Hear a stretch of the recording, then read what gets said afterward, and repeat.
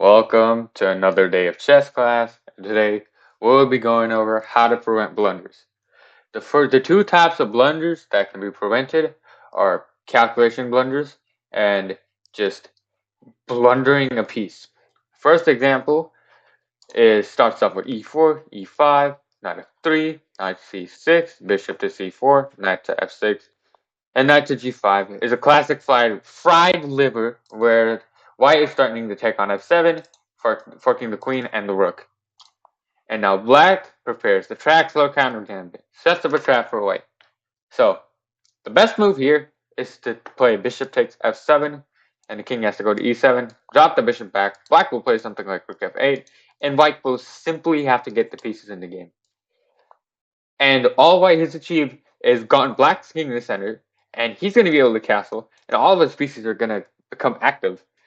So this is just a bad position, because white has a lot easier play. Black's king is stuck in the center. That is simply bad. However, knight takes f7 is a big mistake.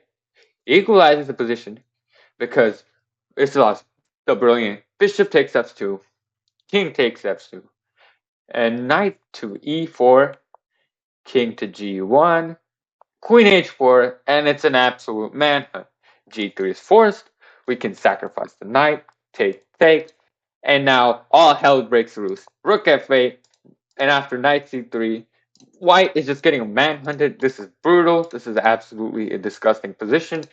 g4, and a bishop takes, bishop to h3, and now you have to sack the rook. If you can go there. As a matter of fact, that's made in one. GG. Knight to e4. So this all could have been avoided if White said, yeah, okay, hold up. White could have calculated the following. I'll draw with arrows, but you're not supposed to draw this with arrows. You're not supposed to draw arrows when calculating online. You're supposed to do it in your head. So White said, okay, knight f7. What can my opponent do? He will sack the bishop. Okay. Now, takes.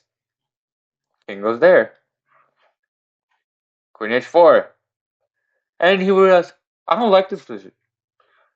Black has a queen and a knight, and my king's stuck on g1. And what are my pieces doing? He could have asked that. So, simple way is to just calculate the line fully and clearly. One way to do this is to do puzzles over the board and manually write the answers by thinking about it in your head, thinking a whole variation in your head, writing it down, and then checking it on paper. The next type of mistake is a straight up piece hand. So let's say it's a similar type of example. e4, e5, knight f3, knight c6, bishop c4, knight to f6, and it's the same fried liver. Well, let's say black's ignorant, plays h6, just whatever, just doesn't consider white's. Well, consider the consequences of their actions, because that's what you're supposed to do. If black said, "Wait, what is white trying to do? He's trying to fork me." So obviously d5, and then knight e5, and then bishop there, and then go back. And all of a sudden, there's no attack. There's no attack on f7. But instead, if if you don't consider that, you get forked. And now queen e7, and then the knight takes the rook, and white's +5. It's just over. So an easy way of spotting this, and I know people make mistakes. I do. Sometimes even top grandmasters make mistakes, but grandmasters make way less mistakes than you and me.